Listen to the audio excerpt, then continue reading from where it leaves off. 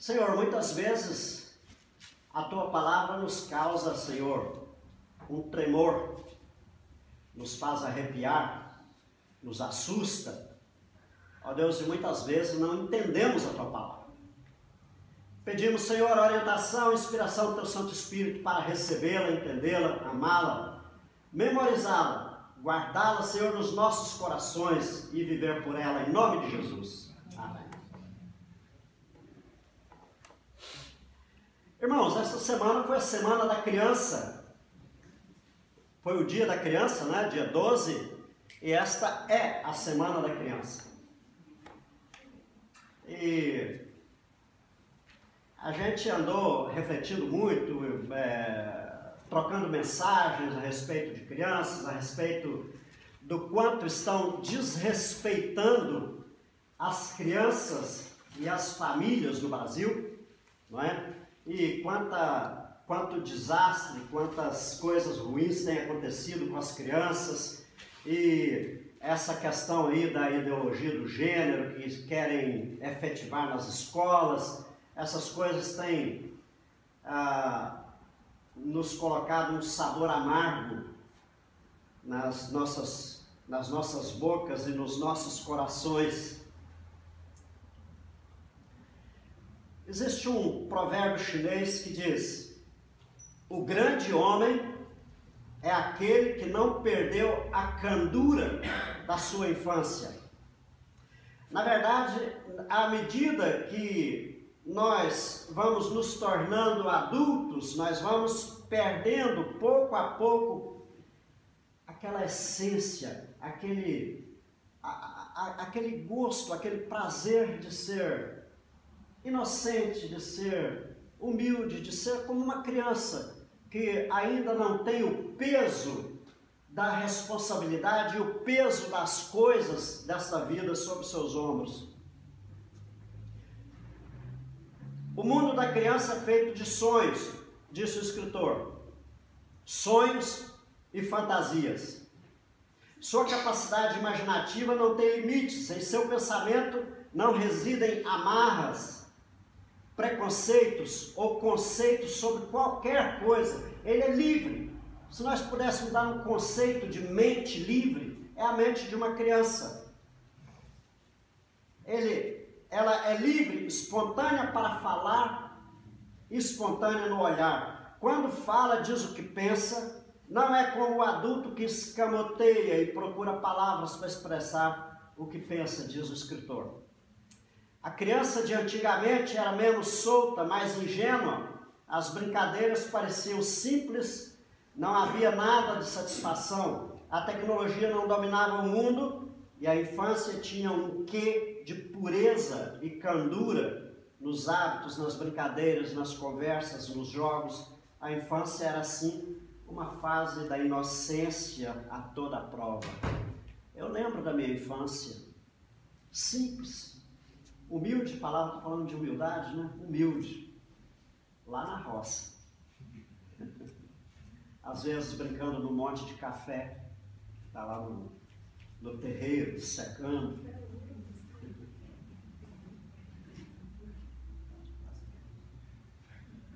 Não havia as motivações dos tempos de hoje. A orientação dos pais baseava-se no amor e na obediência a ordens.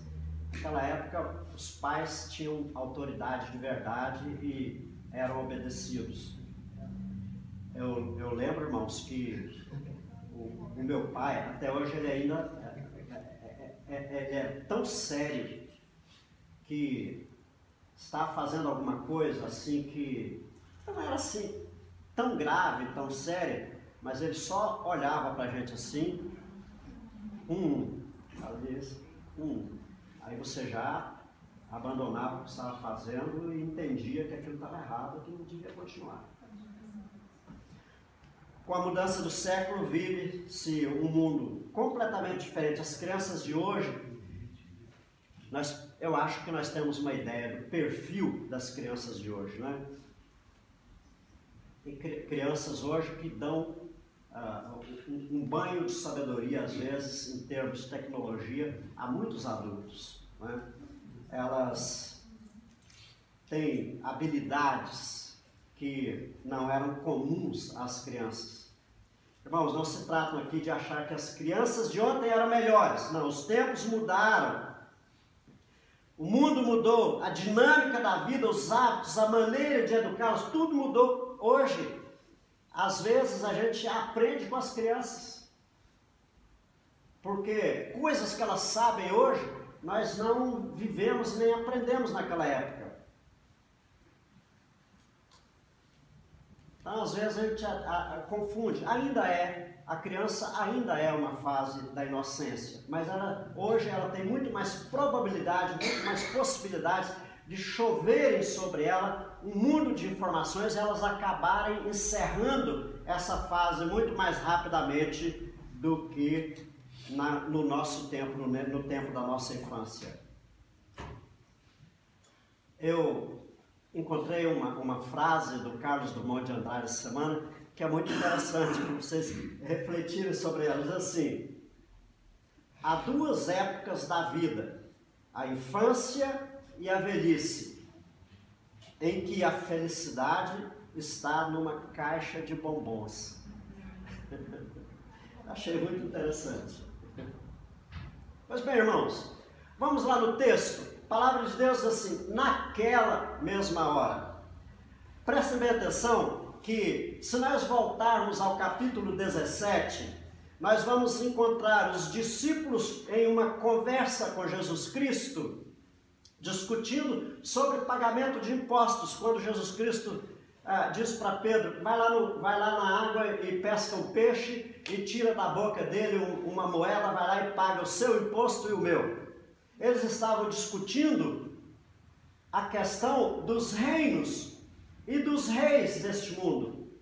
Mas quando entra no capítulo 18, aí eles começam a refletir sobre o reino de Deus que Jesus Cristo está pregando, e aí surge a pergunta: quem será o maior, ou quem é o maior no reino dos céus? O capítulo 18 inicia então com esta pergunta. Essa pergunta é um testemunho de que da ignorância que os discípulos tinham com relação ao reino que Jesus Cristo estava pregando. E então, circunstancialmente, né, as coisas aconteciam-se para que Jesus Cristo ilustrasse o ensino que ele ia fazer. Naquele momento tinha crianças por perto, ele pega uma criança, dizem que essa criança, ele pegou e estava sentada, sentou ela sobre as pernas dele, e aí, né, começou a então ensinar os discípulos. Fazendo um parêntese aqui, dizem que essa criança foi um grande bispo em Antioquia, um grande líder da igreja em Antioquia. Eu não me lembro agora o nome desse grande líder lá de Antioquia, mas Jesus Cristo sempre conseguia ilustrar os seus ensinamentos com parábolas, com milagres ou com cenas da vida real, e agora ele estava fazendo uma cena da vida real. Onde eles estavam era um lugar bem apropriado. Agora, crianças, Jesus Cristo usando uma criança para ilustrar e colocando uma criança no meio de adultos. Não era algo muito comum, e era, de uma certa forma, uma afronta para os discípulos, para os adultos, porque a criança não tem conhecimento da vida, não tem autoridade sobre coisa nenhuma. Como é que Jesus Cristo pega uma criança para dizer para eles: eu vou ensinar para vocês agora, usando o exemplo dessa criança aqui. Então Jesus Cristo diz: se não vos converterdes. Foi o primeiro ensinamento de Jesus, foi por onde Jesus Cristo começa. Se não vos converterdes.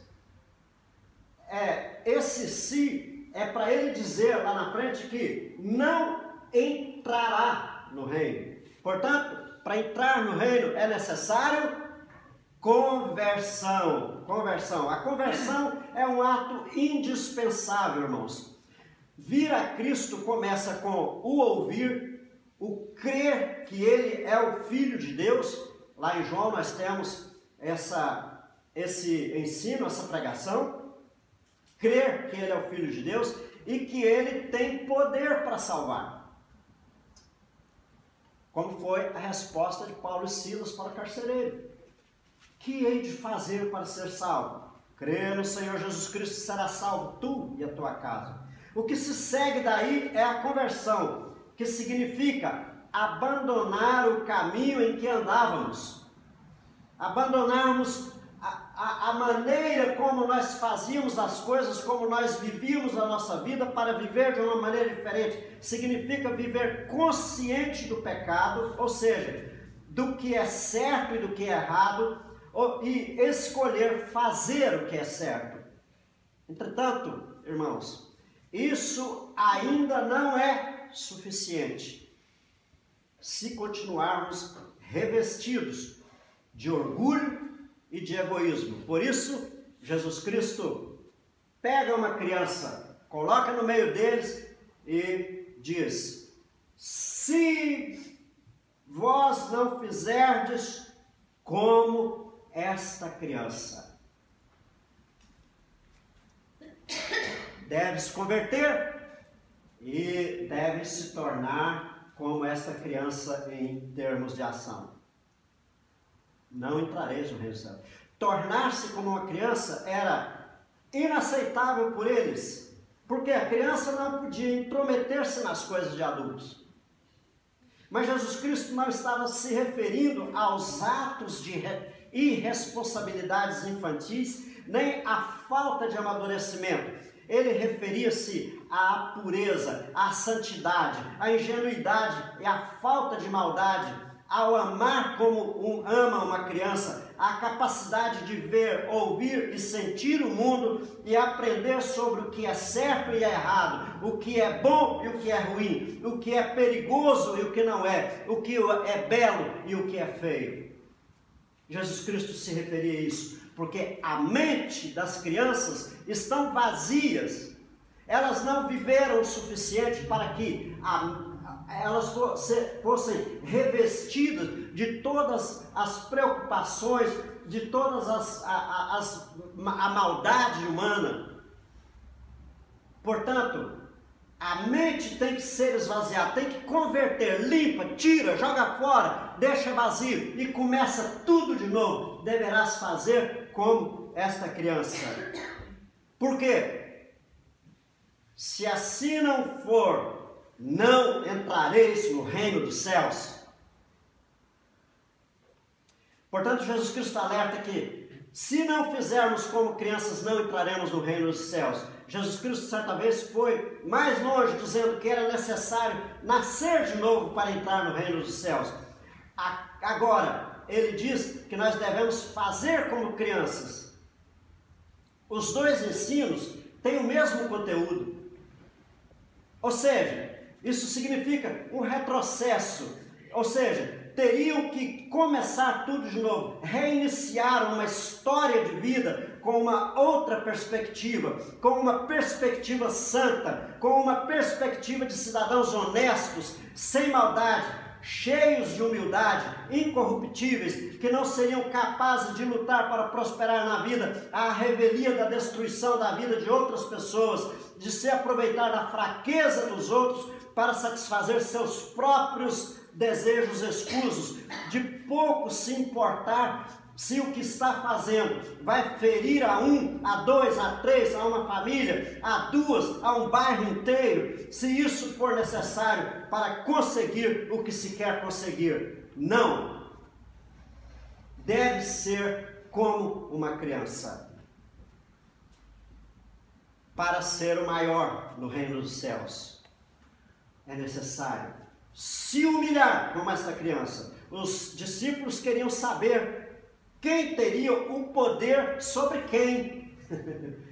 Está explícito o orgulho, né? A necessidade de projeção, de ser importante, de mandar. No entanto, Jesus Cristo por muitas vezes ensinou que Ele é o Messias, que Ele é o Filho de Deus, que Ele é o reino que vai reinar no reino de Deus quando Ele for efetivamente estabelecido. Mas Ele demonstrou a humildade de uma criança ao se curvar diante dos discípulos com aqueles pés barrentos do barro da Palestina, dos calçados pobres que eles usavam, que ficavam com os pés sujos. No entanto, Ele se curvou diante deles e lavou os pés deles por demonstração de humildade como uma criança. Para ser o maior é preciso ter a humildade de uma criança. Eu me alegro em refletir sobre a beleza, a clareza e a intensidade dos ensinos de Jesus Cristo. A humildade de uma criança. É muito bonito. Jesus Cristo não está ensinando a humildade como a entendemos hoje. A humildade de criança vai muito além de simplesmente ser humilde. Esse tipo de humildade envolve amor, paz, sabedoria, ser ensinável, coisa que muita gente não é. A gente ensina, as pessoas não aprendem, mas a criança é ensinável. O Tiago de vez em quando fala assim: não fala isso perto da Kelsey não, porque depois ela vai querer igualzinho. Porque falou uma vez, ela aprende. Nós precisamos ser como as crianças, estar dispostos a receber a palavra. Amém. E aprender.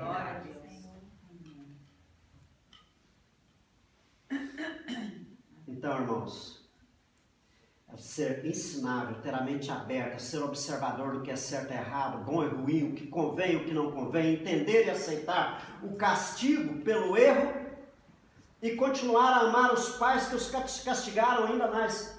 Irmãos, às vezes nós somos disciplinados por Deus, nós ficamos abatidos.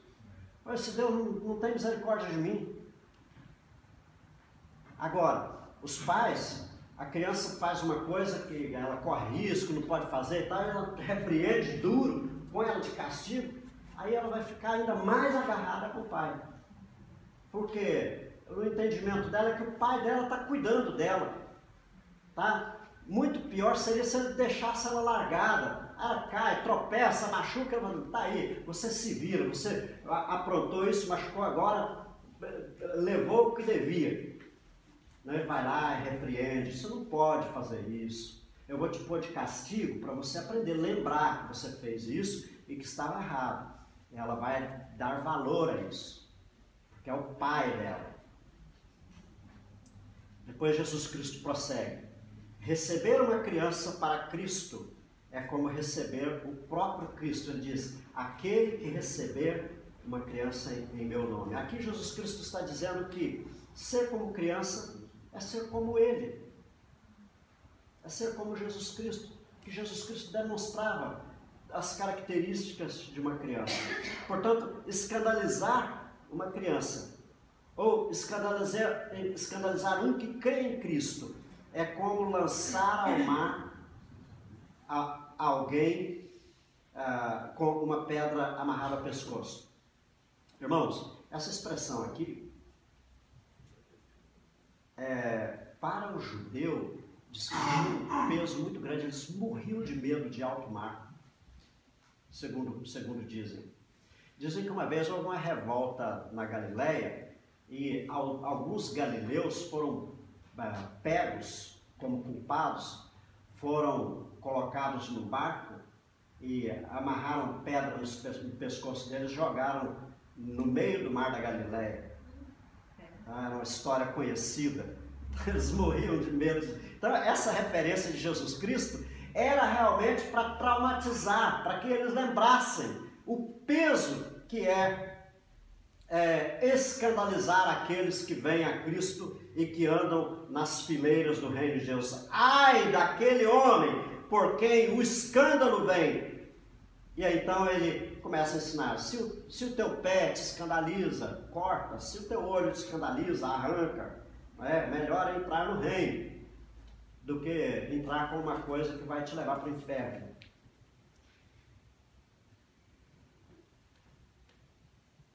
Eu acho que eu ia precisar mais de uma hora e 20, mais ou menos. Estou caminhando aqui, né? Muita coisa aqui pela frente. Irmãos, escândalo, aqueles que escandalizarem. O ensino de Jesus Cristo nos induz a esse ponto. Tudo isso é para nós chegarmos aqui ao escândalo. Criança não cria escândalo e não promove escândalo. Mas que tipo de escândalo nós estamos falando aqui? Eu não quero ser muito original.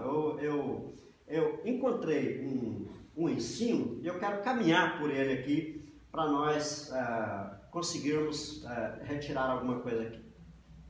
Jesus Cristo disse que é necessário que o escândalo venha à tona, que o escândalo seja manifesto. Certamente não há nada que seja feito às escuras que a luz não venha a revelar. Como a palavra diz, a luz revela o que está escondido nas trevas. Quando a luz chega, tudo fica à mostra, né? E Jesus disse: ai do mundo por causa dos escândalos, porque é inevitável que os escândalos sejam manifestos, sejam mostrados, né? Mas ai do homem pelo qual o escândalo vem, lá no verso 7. Por que Jesus Cristo faz essa afirmativa? Por que é necessário que o pecado seja exposto para ser tratado? Porque é necessário que o pecado seja exposto para ser tratado. Escândalo, pecado, erros não devem ficar escondidos. Eles devem ser confessos, eles devem ser manifestos para que eles sejam tratados. Lembro que Paulo lidava com um pecado de adultério e ele instrui para que o caso seja tratado. Mas aí ele diz o seguinte, que se não obtiver resultado, pega o adúltero e entrega para Satanás. Deixa Satanás tratar dele. Há certos pecados que não parecem tão feios quanto o adultério, mas que provocam estragos na igreja muito maior do que o próprio pecado do adultério, irmãos. Sabe qual é, irmãos? É o que Jesus ensina logo a seguir. É a exposição, a divulgação do escândalo, do pecado, é a fofoca feita em cima do pecado. É pior do que o pecado. Assim, o escândalo surge de duas formas: através do próprio agente do escândalo, de quem pecou, e através dos noticiadores do escândalo, ou seja, dos fofoqueiros. Irmãos, o fofoqueiro é um agente, desculpem se eu estou sendo muito radical, é um agente de Satanás. É verdade. O escritor de Ultimato diz que Satanás se delicia com a queda de um filho de Deus. No entanto, ele se esbalda quando os próprios irmãos do caído expõem ao mundo o pecado cometido por ele.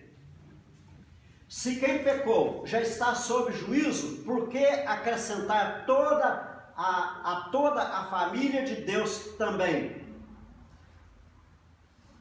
Irmãos, é muito sério. Eu tenho tido sérios problemas aqui nessa região da BR com esse problema, com a igreja. Por quê? Como o povo gosta de falar, e não é povo só de fora.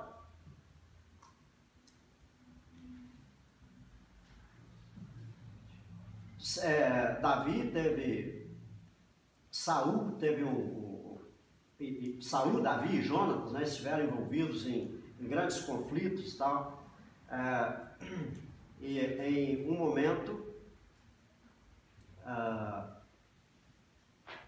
eles têm derrotas, têm grandes problemas, e a glória de Israel, a palavra de Deus escreve uma frase assim: a tua glória, ó Israel, foi morta sobre os altos. Davi exclama isso. E ele prossegue: como caíram seus valentes, não os noticieis em Gate, nem os publiqueis nas ruas de Ascalon, para que não se alegrem as filhas dos filisteus, nem saltem de contentamento as filhas dos incircuncisos. E vai por aí. Irmãos, os atos da igreja, sejam os atos da verdade, os atos bons, precisam ficar dentro da igreja com os irmãos. Devíamos chorar e lamentar quando um dos valentes do rei caiu, diz o texto.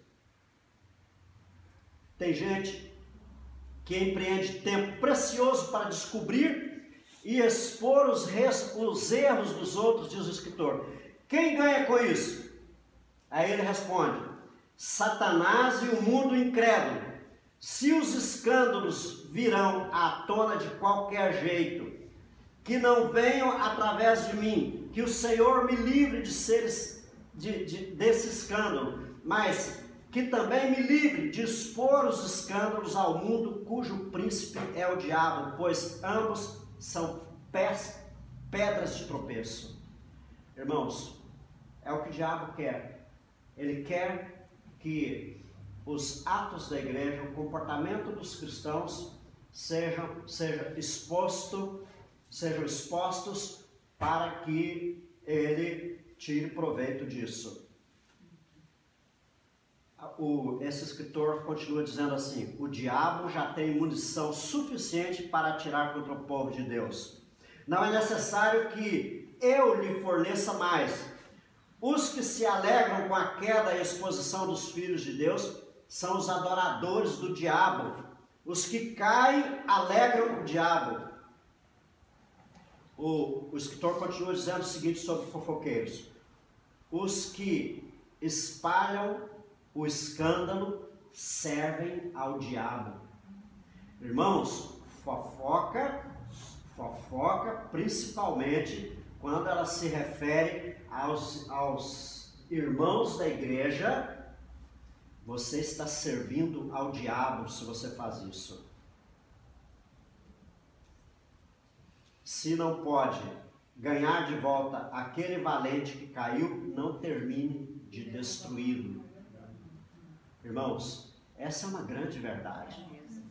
Se alguém caiu, alguém pecou e alguém é da fé, ele pecou. A palavra de Deus diz o seguinte, que quem pecou ainda tem jeito. Amém. É necessário que confesse que o pecado seja manifesto e Deus vai perdoar. Amém, Jesus.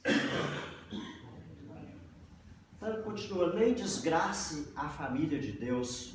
Não façamos do diabo e dos incrédulos juízes da casa de Deus.